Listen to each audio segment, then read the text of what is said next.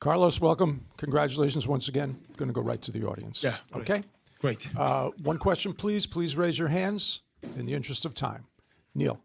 Carlos, when you were having your knee looked at, do you have any concerns there? What was the problem that you were feeling with your leg? Well, it was just that game that he brought myself, in the last point after the first step. I just feel something in the knee that it was bother me, but it was after 5, 6 points, it was gone. So I was worried after that why I just for the physio, but it was nothing serious. So I just for precaution, and after that I just didn't feel it anymore, and it was good. So it's just about nothing serious. Okay. Robert. Carlos, it's unusual for a player of your stature to be playing Grand Slam tennis at 11:30 in the morning. Normally it's 11:30 at night. So what time did you get up? What time are you eating your rice? How does the day shift when you've got such a very early beginning? Well, it's something that I'm not used to. It's just the second match that I played, 11 or 11:30. The first one was in Rome. This one the second time that I played this time. So for me, I just went to bed at 11:15. That for me is really weird, to be honest. Which I am really proud about it. But I just woke 7 in the morning just to be ready to warm up well, feeling awake and feeling good. So it was an unusual time for me, but at the same time it's good because I'm already done with everything. So it's a good time as well. Okay, Ben. I just wanted to ask, there's some video or pictures of you and Jannik at a restaurant together, Jannik Sinner, and Yeah. I have to tell you which Jannik it is, yeah. And I'm curious, were you guys there together, eating together, or just coincidentally at the same restaurant at the same time? No, it was a coincidence. I've seen a lot of people talking about we could have gone, to have lunch or to eat together, but it was just a coincidence. So it is a good restaurant though. That we run each other. Just was a coincidence, but it wasn't, or it wouldn't be weird that if we go together to have dinner. So probably one day, but just there was a coincidence. Okay, all the way in the back. Carlos, you play with a smile on your face, and the crowd loved watching you. I just wondered how you feel about the fact that over recent days so much of the focus has been on off-court stuff with players arguing and rows between journalists and players. Sorry, say again, sorry.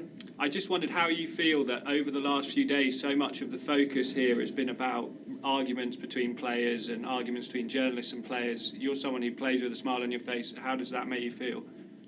Well, I just I'm trying to feel as much comfortable as I can, off the court, dealing with everything in the best way possible. Then stepping on the court without being worried about anything else, just about playing. That's what I love, and I'm trying to bring joy to the court, playing with such a smile, showing that nothing concerns me at all, just about playing. So I'm not thinking about, or I'm not paying so much attention about anything else. That's for me and the way that I'm feeling on off the court. Charlie. Because, well done. Another Jannik question. Your match here against him a few years ago was, for a lot of people, kind of the birth of your rivalry with him. What are your main memories from that match? Well, it was a roller coaster, that match. So probably, not probably, it was one of the best matches that I've played in my career so far. So it just I remember a few things from that match, saving match point. The shot, from the back. So it was a really good highlights. I remember that I run from side to side during the whole match, 5 hours and 15 minutes. The second longest match that I have ever played. So I remember that the level from that match was really, really high. I think, or as you said, from that match, the people have talked about our rivalry, and I think from that match, our rivalry have or had a place, in the tennis history. So it's just great, and thanks to that match, I grew up a lot. Have to deal with some situations, and sometimes I just think about the match, the way that I feel physically, and the way that I just manage everything. So it was. I remember that it was a great one. Peter. I know you said 2 days ago you were thinking more about last year's U.S. Open compared to the one that you won. You seem extremely dialed in right now. I'm interested to know just how much are you using last year's Open as a motivator for this year? Well, I'm just trying not to do the same things as last year. Trying to improve and do the things much better. I'm every time that I step on the court, I'm just locked in since the first point until the last one. And yeah, I'm taking last year as a motivation, coming to this year with more or being more angry. I'm ambitious to do great things here. This is a place that I love playing. The energy, it's crazy. So I'm just trying to feel the love and the energy from the people much more, and playing as much matches as I can. So that's motivates me. Yep, right there. Can you say something about your next opponent? I think you played him the Queen's tournament recently. Well, it is Arthur, right? Yeah, okay. Just to make sure.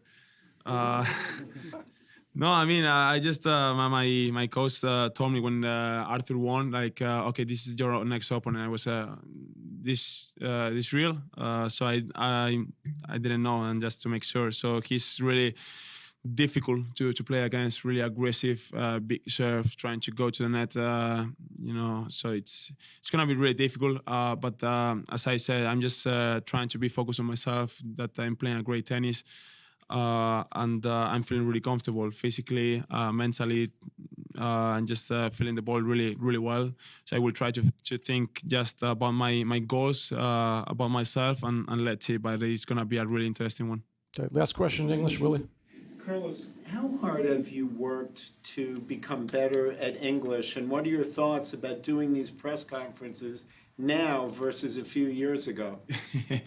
Well, a few years ago, I just coming here to the press conference sweating, like, okay, let's see if I'm gonna understand, the question. Let's see what I'm gonna answer. So right now, I just feeling more comfortable.